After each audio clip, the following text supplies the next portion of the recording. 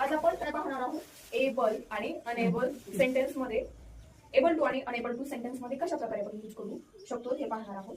आता त्याच्यामध्ये 4 गोष्टी लक्षात ठेवायच्या. पहिला मुद्दा म्हणजे काय, तर सेंटेन्स मध्ये काय असेल, कॅन आणि कुल पहिलं काय करायचं, फाइंड करायचं आणि ते काय करायचं आहे, आपल्याला सेंटेन्स मधून रिमूव्ह करायचं आहे, काढून टाकायचं आहे.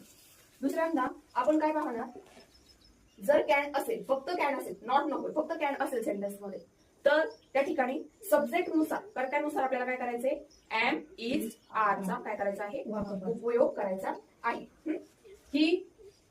ही पुढे कोणत्या हेल्पिंग वर्ब लागणार, इज, एम आपलं आय, बरोबर, दे, आर.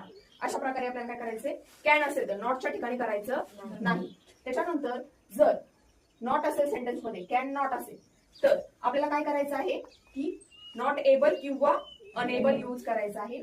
आणि सेंटेन्स मध्ये आता कॅनच्या जागेवर जर कुल यूज झालेला असेल तर आपण काय वापरणार आहोत, वॉज वेअरचा उपयोग करणार आहोत. कोणानुसार, तर आपला जो सब्जेक्ट आहे त्याच्यानुसार. समजलं? आता फर्स्ट सेंटेन्स आहे, the man can not read story. मग सेंटेन्स कसं होईल, the man not able to read story. बरोबर. आता सेकंड सेंटेन्स आहे, he could not cut the tree. बरोबर की नाही. आता कुड यूज झालेला आहे, मग कुलच्या ठिकाणी आपण काय वापरणार आहोत, वॉज आणि वेअर. मग करता काय आहे, ही. मग हिच्या पुढे काय लागणार, very good, he was not able किंवा unable to cut the tree. आता लास्ट सेंटेन्स मध्ये काय आहे, कॅन आहे, नॉट आहे का, नाही. मग इथे काय लागणार, इज, आणि पुढे एबल लागेल का अनेबल लागणार, काय लागणार, able. He is able to buy a car. I can help the poor. बरोबर का. मग आता आयच्या पुढे काय लागणार आहे, कोणतं हेल्पिंग वर्ब लागणार आहे, I am able to. Can असल्याच्या नंतर काय लागणार आहे, able to help the poor. Okay.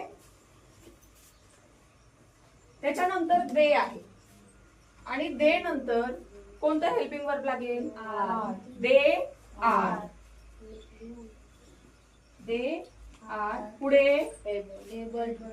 Able to. Can असल्यामुळे काय लागणार आहे, एबल. पूर्ण सेंटेन्स जशाला तसंच, able to do everything. Second आहे यू. यूच्या पुढे काय लागणार, कोणतं हेल्पिंग वर्ब लागेल, आर. You are. कॅन असल्यामुळे पुन्हा able to help me. She. आता इथे कोणतं हेल्प हे आहे, कुल्ड आहे. मग इथे काय लागेल, शी वॉज नॉट असल्यामुळे, बरोबर का नाही, कॅच द बॉल. समजलं.